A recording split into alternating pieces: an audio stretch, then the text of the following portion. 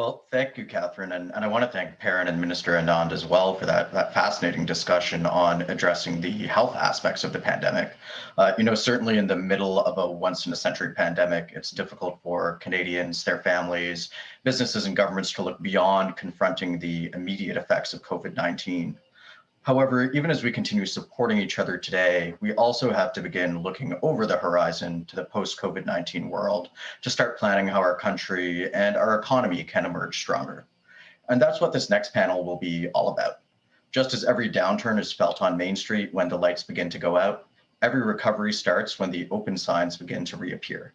And this discussion brings together business leaders from across the country and across sectors to look over the horizon to that post-COVID-19 world and start planning how our businesses and our economy can emerge stronger and more competitive going forward.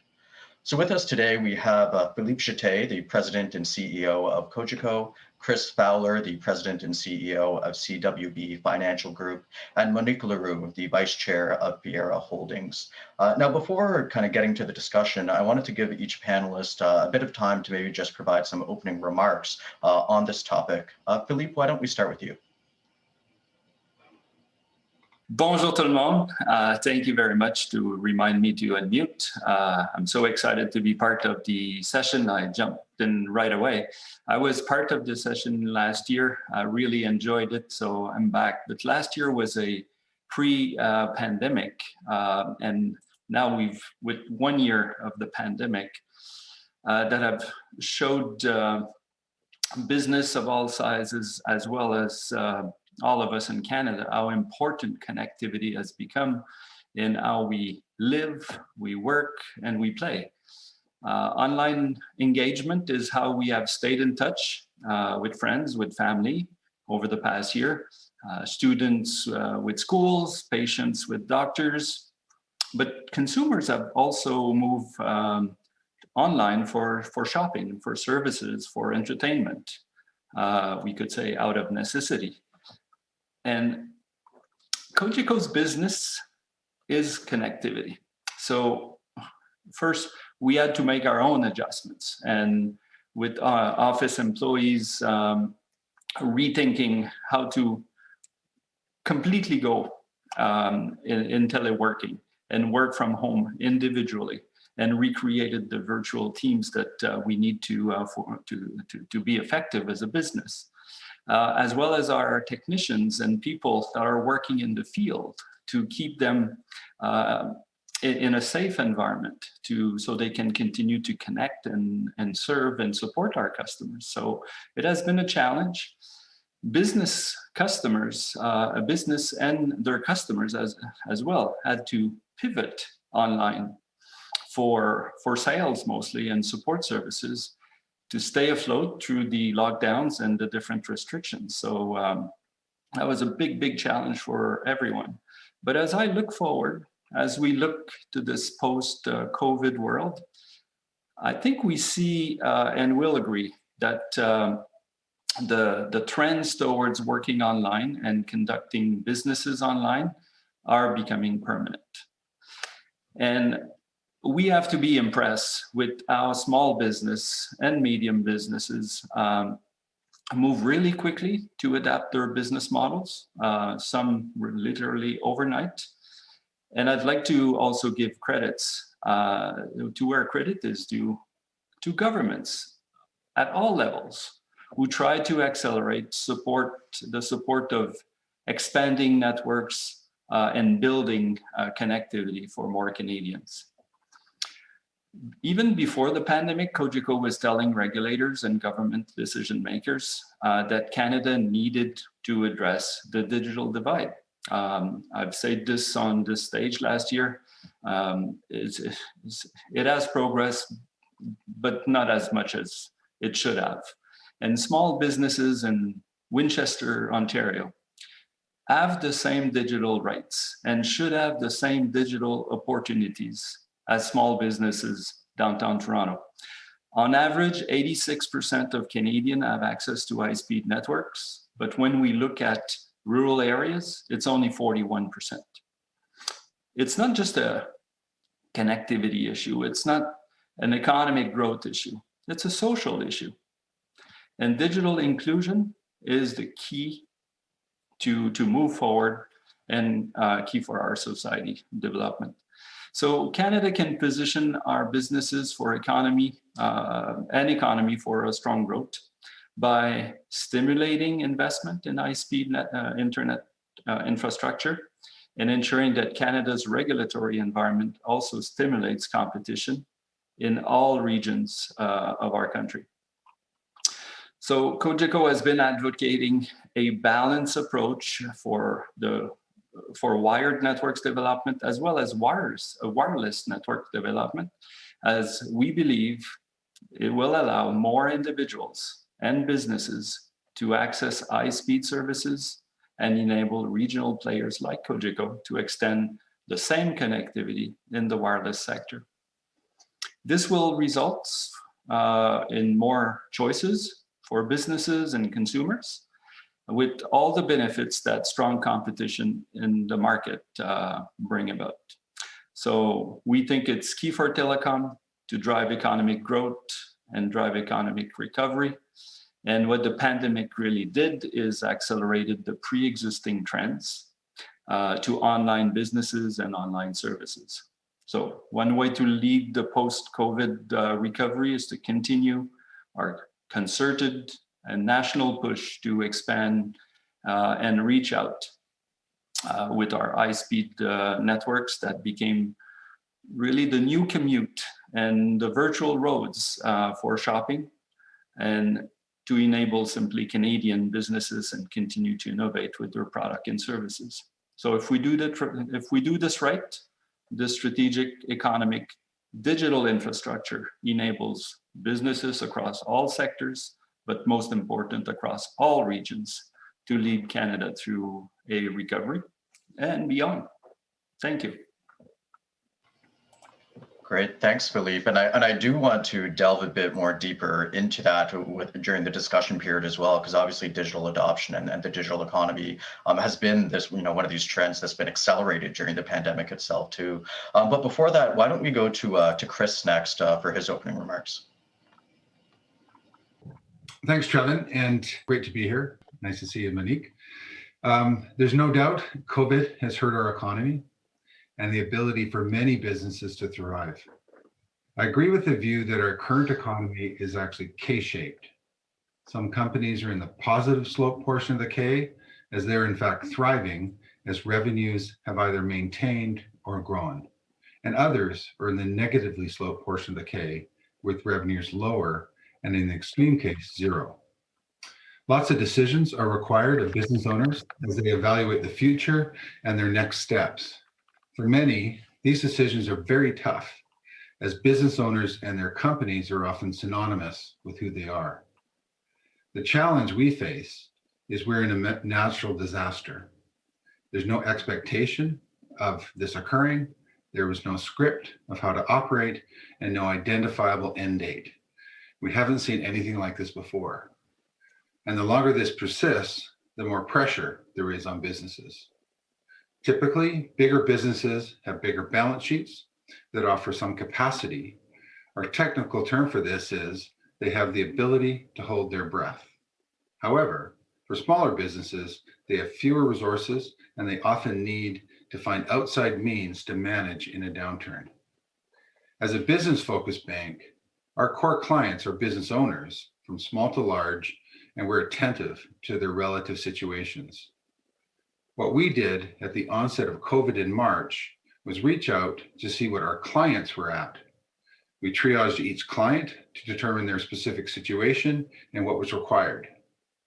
A material solution for many were loan payment deferrals. This allowed clients to evaluate their revenue situation, their staffing, their asset mix, and take actions. It gave them time to think through all the issues. The immediate and significant reduction in interest rates in March by the Bank of Canada and the significant federal government response helped many businesses keep operating with programs like the Canadian Emergency Wage Subsidy. We've seen a lot of resilience in our client base, lots of adaptation, and lots of focus on what a recovery will look like. There's a limit though, and that's the issue of how long and how many businesses can survive in this very challenging environment. While I agree with the statement that when business recovers, we all recover, when you inject upheaval and uncertainty on a scale that we've never seen before, you have a material challenge to your underlying economy. Small and medium-sized businesses make up more than half of Canada's business sector GDP. And when they're hurting, and the longer this continues, the harder it is for the economy to recover. These businesses are looking for stability and certainty to determine their path forward. To survive, they must make difficult decisions as they evaluate their financial options. They need to choose their financial advisors carefully and make plans that fit their respective market. We've seen a lot of business owners adapt their business model to maximize revenue and control costs. These changes have injected optimism as they consider what the return to normal will be, and if that normal will be a new normal. The right advice matters, relationships matter, and a realistic plan to adapt needs to be formulated. Business owners need to find a right-sized solution to bridge them to where they can think beyond just survival.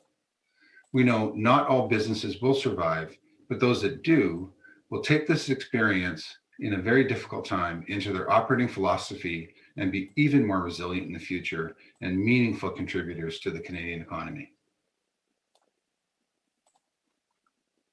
Great, thanks, Chris. And certainly as an economist, that K-shaped recovery is something I've been looking at and that the Chamber has been talking about as well. And we actually have a discussion later today on some of those hardest hit sectors, including restaurants, air transportation, energy, hotels, live events as well, and what's needed for them to recover from the pandemic too.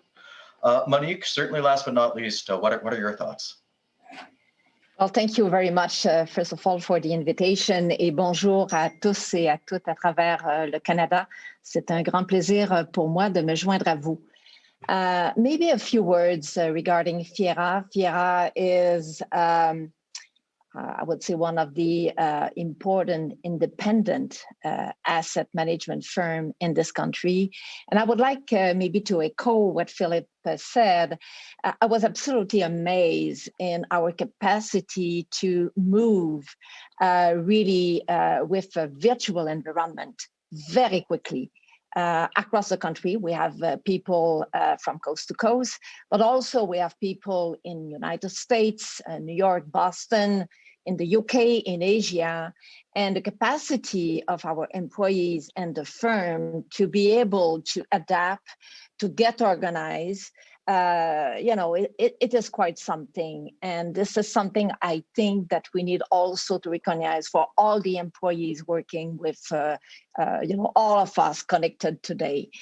My second observation regarding Fiera is that to a certain extent, it was a moment when I look back a few months to accelerate the significant investments that we decided to do regarding IT, our technology platform, and some of the digital innovation that I think we will be talking about certainly with Philip. And no doubt, we started to look across the country regarding capacity on broadband connectivity because we need to have that.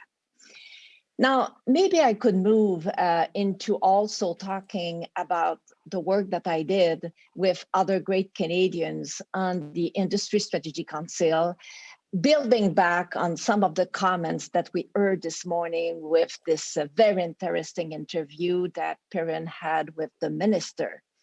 And essentially, if I would like to make a summary of that, just to stimulate the conversation later on, Trevin, it is that when we did the work of the council, we had representation from all sectors of the economy across Canada.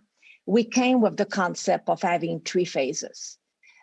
One that was restart, crisis management, short term. The second was about recover, looking a little bit what we need to do in 2021, 2022.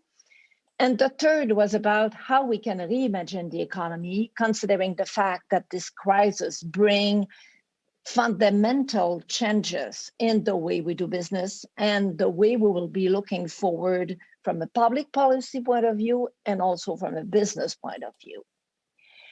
And in that context, we came to the government, if I want to make a summary of a long list of recommendations, and we did that, in December, was to come up with five main recommendations that I think are still pertinent today. The first, no surprise, is about short term, how we can expand rapid testing, eventually, vaccination distribution in a way that brings the private sector to fully contribute to the effort. And I think that conceptually, everybody is comfortable with that, but the execution is not so easy. And there are some additional conversations, I think, that will have to happen with different provinces.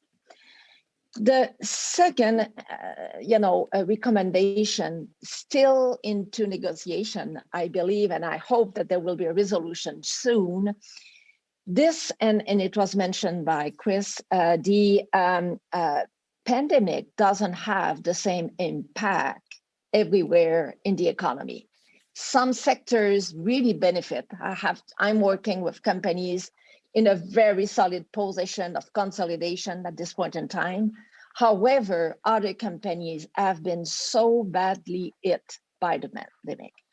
And in that case, we need to have target support. And one sector that is, in my view, essential, where we need to move on as soon as we can. It should have been done, in my view, last fall, but the important thing is to at least have a resolution, is with airline companies.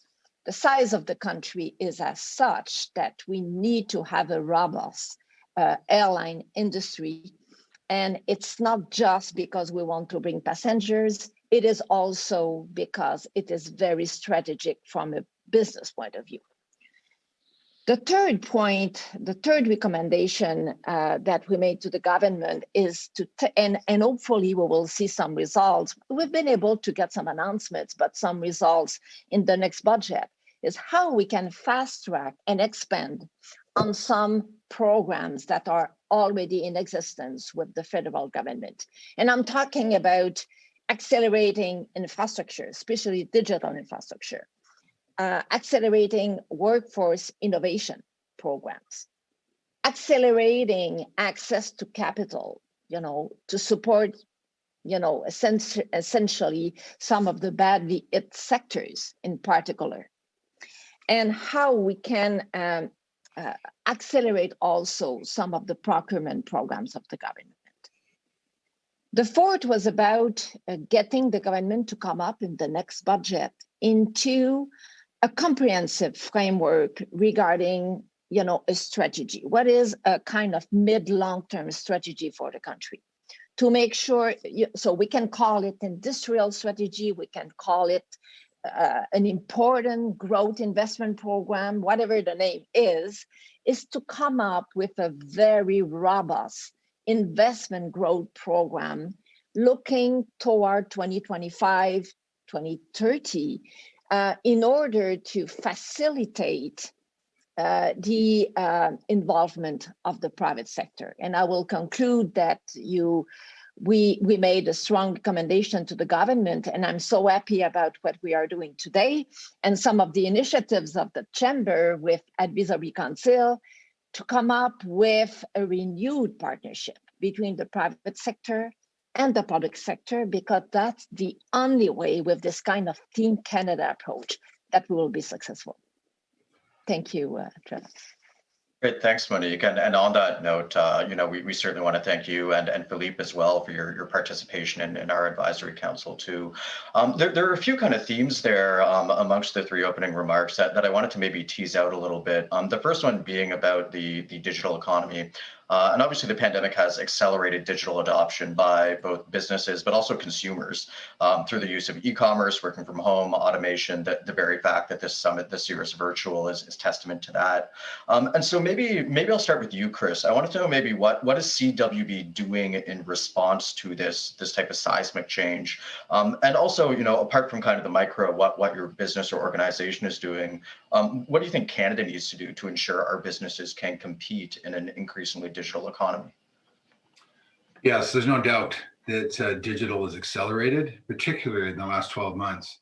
If you think of back to March, when we kind of went to the work from home model, and you tried to do all the communication by telephone conference calls, you couldn't get on the calls, they would drop, the clarity was terrible. And almost immediately, these video alternatives popped up, and things like Zoom that we're on today, and Teams, and all the different areas that have really, every month they seem to be better. So that the response by like firms like Cogeco just to make this work well has just been very phenomenal, and I think that's been, a testament to us coping with what the situation that we're in. I mean, for us, we've responded by making required investments. We actually started this back in 2016, and we've completely replaced our entire technology infrastructure. So we're actually sitting in a very good position as we think about what's next with digital. And digital, of course, is how people will transact. And then you need that infrastructure to allow that transaction and that sort of capacity and all the security to be in place that allows you to really effectively deliver that.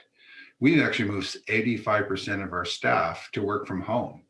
And that was quite remarkable. But we had outfitted them with extra screens, keyboard, office chairs, just the requirements to make their home office as comfortable as possible. And we're presently transforming all of our online banking tools to digital. And that really helps as we think about companies having increased functionality in how they can transact and don't actually need to go to the bricks and mortar bank to do that sort of settlement with payments and create a cash management process for companies that they can actually do from the computer that allows them to pull AI into the program to them to understand how their payroll is working, their receivables, their inventory management, and be really on top of how they can manage their company more effectively with digital tools. And that is a core focus of ours. Worldwide, digital technology, that is supporting the movement to these different ways to transact across the economy. But for Canada to remain relevant, we really must act with speed, and we have to retain our smart people. We have to eliminate the brain drain that is constantly on in our country. We need to encourage entrepreneurial companies to start up and stay in Canada. And we need to really make that happen through advantageous tax and regulatory regimes. And we need to be proactive and support our homegrown businesses. Great, thanks, Chris. And I think Cogeco was name checked there. So Philippe, why don't we go to you next as well? I mean, what is Cogeco doing in response to this change, and what on a larger, broader level do you think Canada needs to do to compete in the digital economy?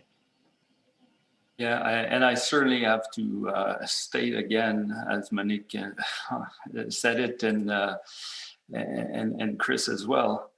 To be helpful and help our customers, we need to be structured, and the importance of respinning the organization from what we used to have to working remotely, virtually, at distance, doing work in the field differently. So we had to reinvent ourselves completely. And this is, of course, we're providing connectivity. It looks like we've done it, but it was a hard work for the 4,000 employees that we are. We had the technology, but we needed to do it really fast, because people depends on telecom companies like ourselves, 7/24, 365 days a year. So that's the first thing. We had to really think hard, work hard, and reinvent ourselves quickly. And we all know it. Digital is everywhere everywhere we could look at. People use it to find jobs and education, running their investment, conduct businesses, be entertained, but also very important in these tough times, staying informed on matters of public concerns, consult with healthcare professionals, and interact with all levels of governments. Governments have come up with so many programs It's actually amazing how many digital interactions governments were able to support quickly as well. So kudos for governments at all levels. But we have to invest and keep investing because that's what connectivity and communities needs. So I've talked about the digital divide between the dense urban cities that basically have it and the underserved or unserved regions where it's more difficult. So we need to continue to invest and expand connectivity for all Canadians. So that's something governments are very well supporting. The Ontario government have announced over $1 billion for 5 years. Quebec has hundreds of millions as well over 7 years. I think it's 400 million and more to come through broadband, so fixed wired networks, as well as wireless or mobile cellular action plans. So all these things put together very quickly were actually instrumental to support the economy, keep people at work, so preserve the jobs, so the economy can actually continue to turn and protect everyone. So there are needs everywhere, from investors to communities.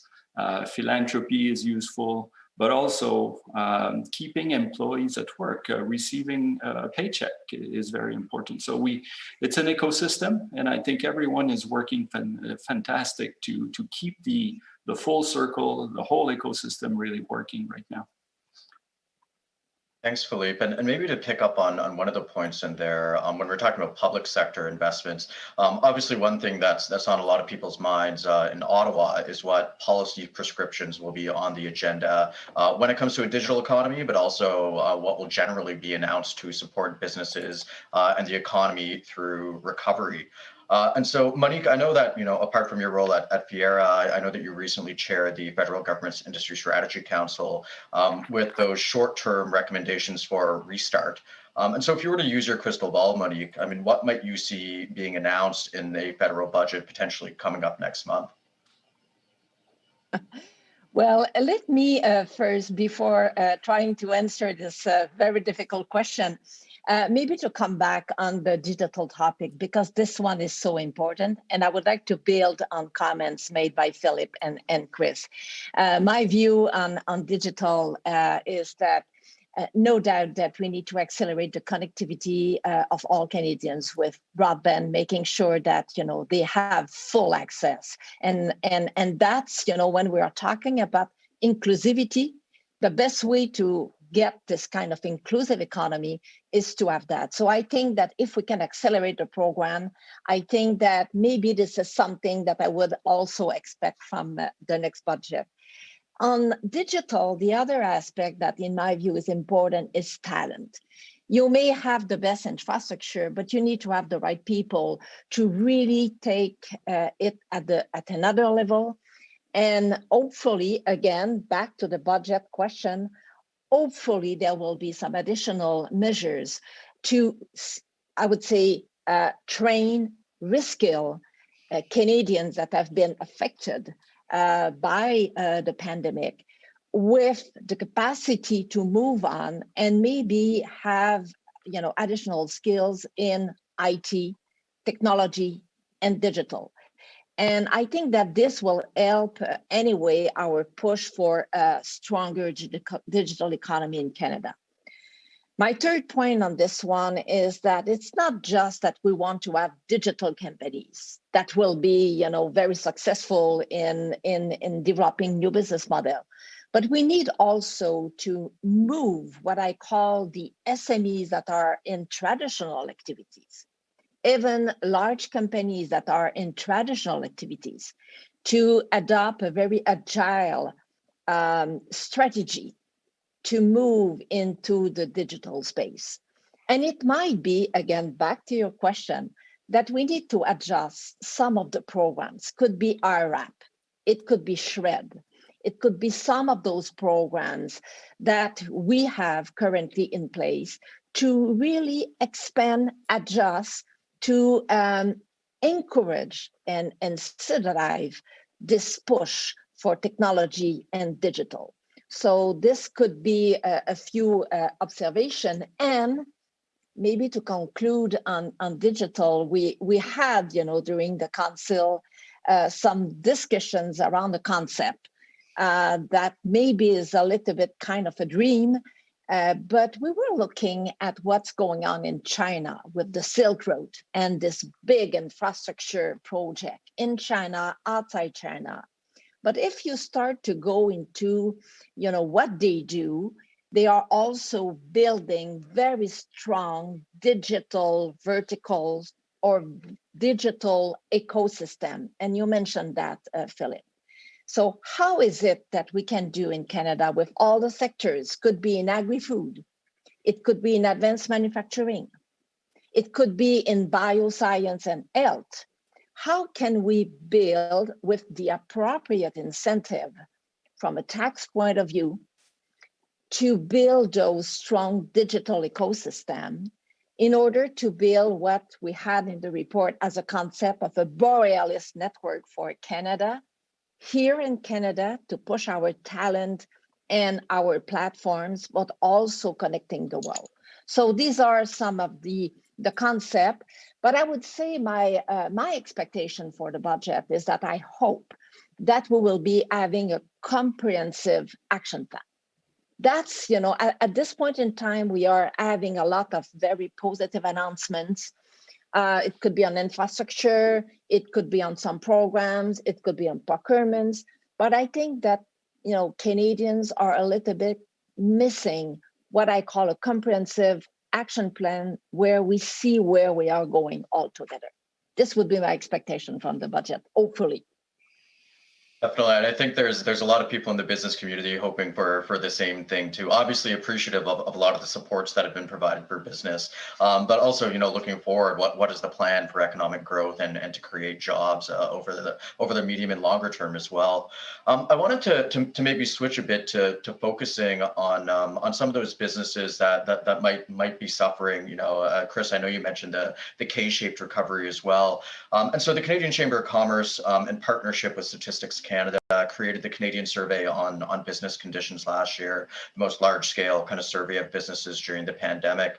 And in the most recent wave, businesses in most industries last fall didn't feel financially prepared for a second wave, nor necessarily able to take on more debt. And that probably means that businesses are going to require capital to maintain and grow their workforces going forward. And so I was wondering, Chris, maybe if you can speak a bit about how should we help industries recapitalize for recovery looking ahead?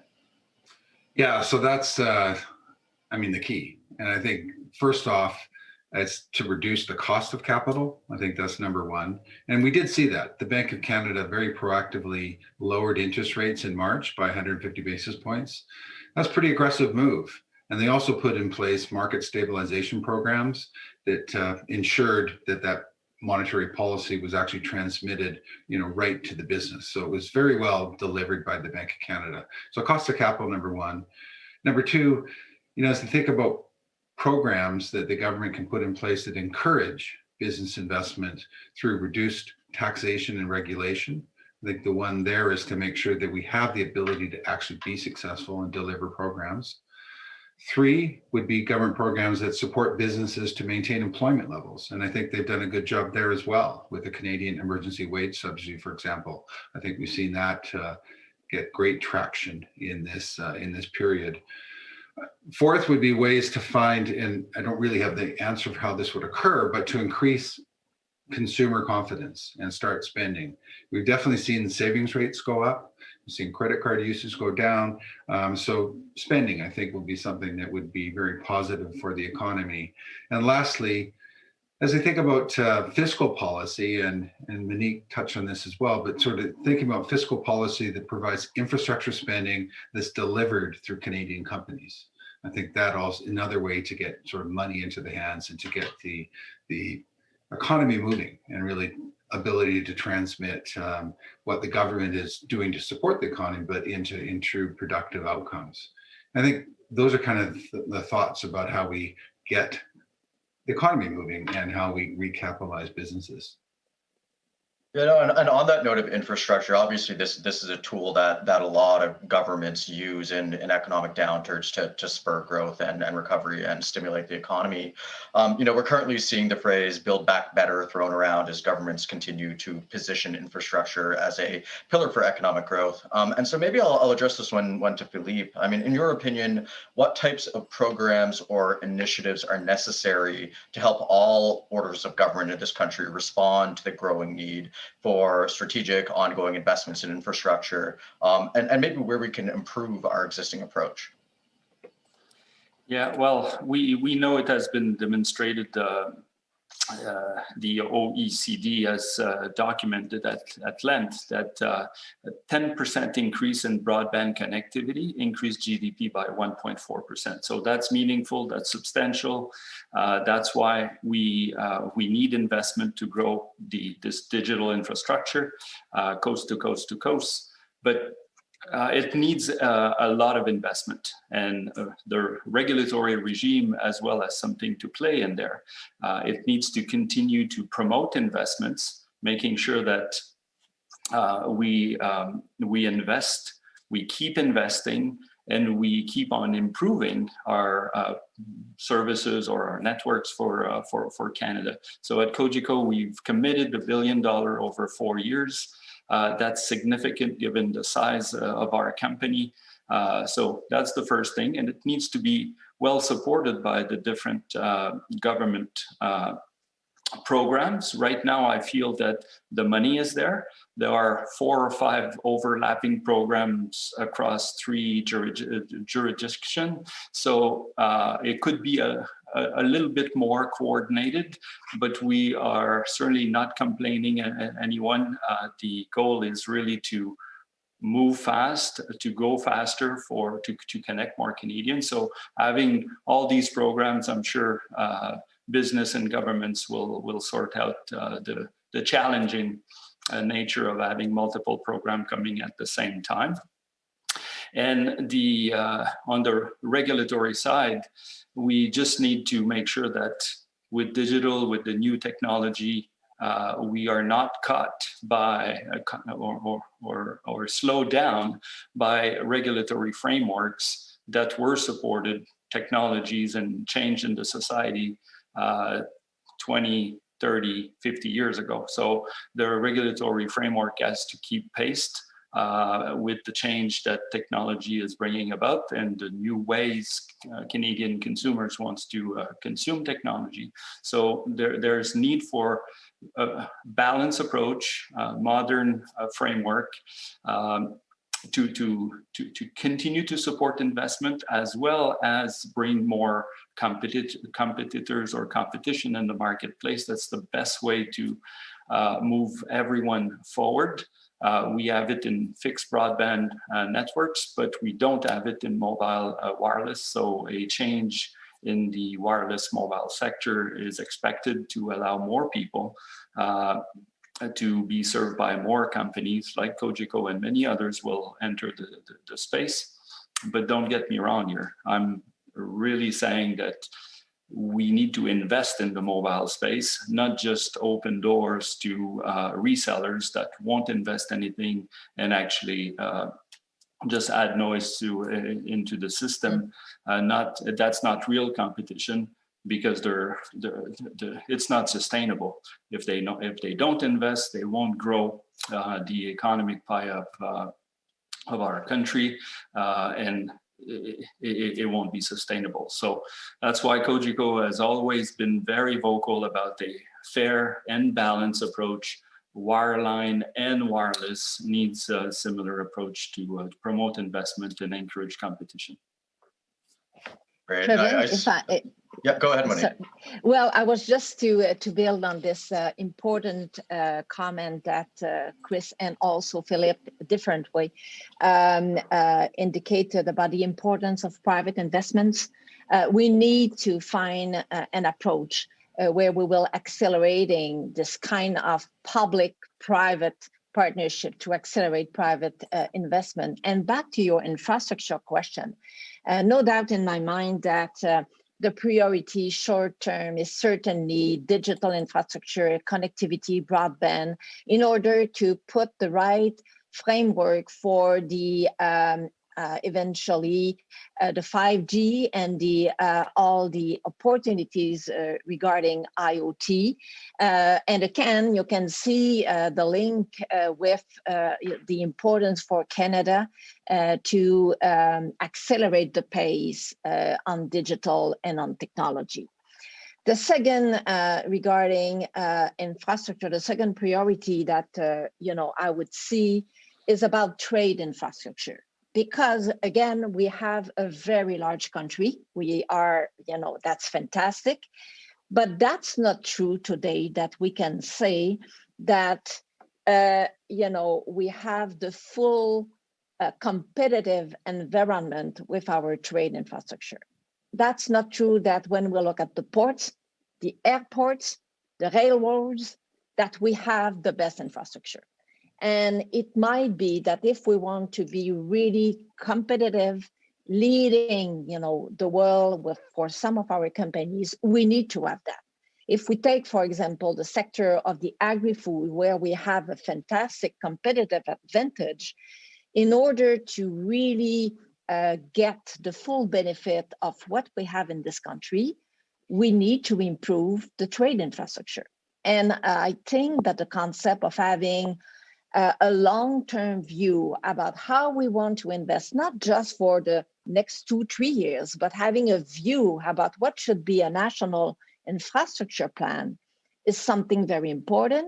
This will provide visibility, and this could be combined also with an acceleration of the process, because sometimes regulations, and you mentioned that, Philip, and the approval process are not aligned with the importance of moving ahead if we want to get the full economic benefit of those investments. So I would add those elements to the discussion. Yeah, no, those are very important points as well. I mean, obviously, when it comes to our regulatory system, for instance, that's one of the areas where Canada ranks not very competitively when it comes to comparisons globally. I see that there are quite a few questions coming in from the audience. So why don't I turn to those, and we can try to get through them as many as possible. The first one, which has been upvoted by quite a few people, is what is the biggest emerging economic risk that keeps you most awake at night? Any of the speakers want to address that one? The risk of not getting organized, aligned with new view about what could be a common action plan for the country. In my view, that's a risk. And I understand the priority of looking short term about what we need to do to manage the crisis. No doubt that this is the priority. But in parallel, my experience in managing some crisis and my past experience as CEO of Desjardins, you need to manage short term, but at the same time, you need to develop a plan that is a little bit more long term to provide a catalyst for all the stakeholders to move forward. And I think that this is the risk that I can see. Our governments are doing the best they can in general, but they are really short-term focused. I would encourage them, with the support of the business community, to develop a trajectory, to develop something for all of us to be able to contribute. So that's a risk I can see, to be too much short-term focused. And in parallel, we can see other countries, and we can go to the US with this huge plan of the Biden administration, but that's one example. There are others. They are, not necessarily doing better than we are doing, but they are managing in parallel something short-term and something a little bit more mid-term, long-term. I think that's well put, Monique. I think that, the short-term initiative of getting vaccines to really create that confidence and the ability for people to leave their home and not work from home and be back and having a functioning economy is key. But long term, we need to think about the regulatory environment. We need to think about taxation. We need to think, taxation will be a challenge given the amount of government debt that's come into play, and there has to be a plan for that. But we need to create that environment that really stimulates Canadian businesses, and we really promote ourselves to allow us to excel. And lots of work that's needed there. Interprovincial trade, I mean, that's a huge impediment in Canada. Lots of things that we can work on. Yeah, I can't say differently. The business is a long-term goal, so we need to work for the long term, making sure that we build accretive economic value over time. So right now we're in severe distortion. It actually broke the equilibrium between the different stakeholders, from shareholders to customers, to suppliers, to communities, to employees. So it was, before the pandemic, a very much more balanced ecosystem. Right now, the pandemic has put a lot of stress points. Governments are trying to help. We are all trying to help.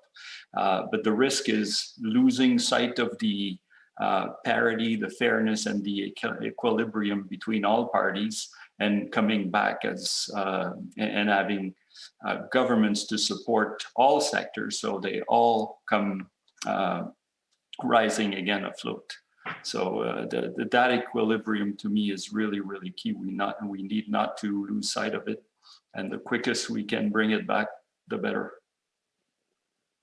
The next question coming in from the audience, I mean, this is the trillion-dollar question. How businesses feel about the unprecedented fiscal deficits being run by governments at the federal and provincial level in Canada? Obviously, there's been unprecedented spending during this pandemic. What are your thoughts, or the thoughts amongst this group? Again, if I can start the conversation on this big question. No doubt that this is a big challenge. But again, what I think is the most important thing is it was very important for government to proceed quickly and put the appropriate measures to deal with the urgency of the situation. If we go back in 2008, and Chris, I think you can certainly provide some perspective on this one, it took a while for governments to move forward, and it was very difficult. So I think that, that part was well done in Canada and in other countries. What is important now is not to try to get to a surplus budget in 2021, but much more, and it goes with my first comment about the action plan and the trajectory. What I think is important is to come up with a view. This is the plan that we have. This is the investment, so to move from support programs to investments programs with a perspective of a return. And the return, if you invest money in the economy, public money with private money, this should create an additional growth in GDP that when you will rebalance, let's say in 5 years from now, the level of the debt to the level of the GDP, that if you do the right investments, very well aligned with the private sector, you should be able to get this additional GDP growth that will rebalance a little bit. So what I think is more important is to have targets, to have anchors, to make sure that we can protect our credit rating and that we maintain the rigorous approach of managing our fiscal framework. That's what I think is the most important thing. If we have that, I think that we should be okay, relatively speaking. I agree. I mean, I think I read recently that in the global financial crisis, the government support equaled 5% of GDP, and so far we're at 13% in this pandemic. And what that does is preserves GDP, right? You have that issue ultimately is that debt to GDP ratio ultimately that really matters. And if we have a preservation of that economic strength in the economy so that they can survive and come out the other side of this with the ability to contribute and add to our economic growth and structure, I think then we end up with that better outcome. So it is, as a number, it's quite daunting, but it also has to be in relation to how we think GDP is going to react. And I think we preserved a lot of businesses that will contribute, and I think that's a positive. Yes, we have alignment on this. It's certainly in relation to GDP, but it's also in relation to the worldwide economy. So the role of the Canadian government had to preserve our relative positioning versus all the other countries. I think we've acted quickly to manage the crisis. And if we can have a quick recovery, we will certainly end in a good position. We started in a good position. We need to end in a favorable position as well. And I think all the policies, all the work I see being doing right now is going to put Canada back in at the top of the listing where we started before the crisis. So that's really good. That was the role of government. I think we've expected that. They've delivered on this. It's not over, so we need to continue and keep Canada's relative position versus or in a worldwide economy, not versus, but inclusive in. Thanks. I think we have time for one more audience question. And as I'm sure you know, obviously with the Chamber Network, there are a lot of small business owners, a lot of entrepreneurs that are watching right now. And so I want to go with this question, and that is, how do we encourage entrepreneurialism coming out of the pandemic? Well, small business, if I may start on this one, I think small business will be the quickest. They are nimble, they are smallest compared to the larger organization. They will pivot. Most have actually already pivoted to align to growth segments. So I think the small business and then the medium and eventually the larger organization will follow, with some exceptions. Some very large business have already pivoted, but I think it's the small and the medium sector that will actually help us move fast forward, and the governments really need to encourage the small and the medium enterprise throughout the country to make sure they can find the talent, that the fiscality is not too puzzling for them, and they can just move faster. My personal opinion, it's through the small and the medium business. I would concur. I think that's exactly right, because I think you get tremendous innovation in that small and medium-sized businesses. You get a lot of very smart people that find that opportunity set that they can really take advantage of. And for governments to promote that, it has to come into, again, Philippe talked previously about regulations that reflect the current environment as opposed to what happened a long time ago when they were set. So a continued review of our regulatory environment matters. I think we want to create taxation that is encourages people to invest and take that risk of entering that business. So I think we want to support that entrepreneurial class. We want to make sure that we don't have people leave the country and go elsewhere and set up business. We want to stay in Canada, and we want that environment to really promote that entrepreneurial group. And I think that's really what I said before, that over half of the GDP in Canada is by small and medium-sized businesses. And for that to continue, we need to support it. Trevin, very briefly, I would agree with both Philip and Chris.